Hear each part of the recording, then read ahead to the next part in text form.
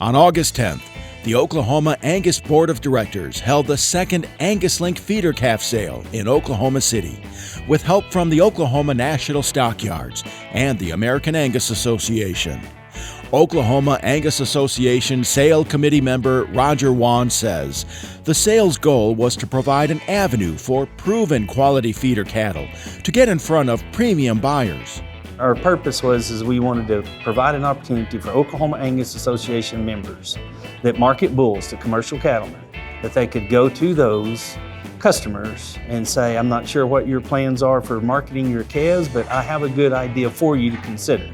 And they may have better plans, other plans, whatever, but we wanted to provide a vehicle for those high quality Angus calves to get in front of premium buyers. The Oklahoma Angus Association needed a high-powered set of buyers, and it made sense to reach out to Oklahoma National Stockyard President Kelly Payne, who she says their buyers are second to none.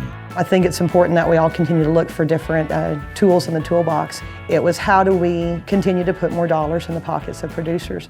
We feel like our buyers here are second to none. They've got a lot of buying power, have got a lot of opportunity to sell cattle or ship cattle to many, many areas across the United States, whether it's going back to a backgrounder or even further on, with the feedlots. So in putting all this together, it was, let's give these producers that are doing the right thing, preconditioning their cattle, improving their genetics, let's showcase them a little bit.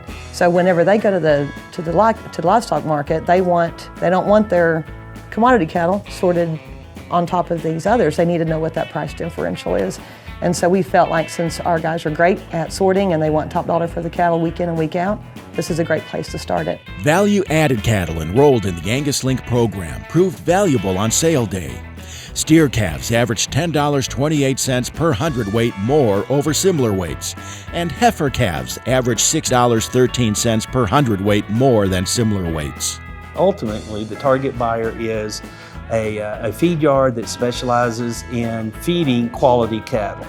So they appreciate the value in Angus cattle and what they can do at the end of the day as a carcass on the rail.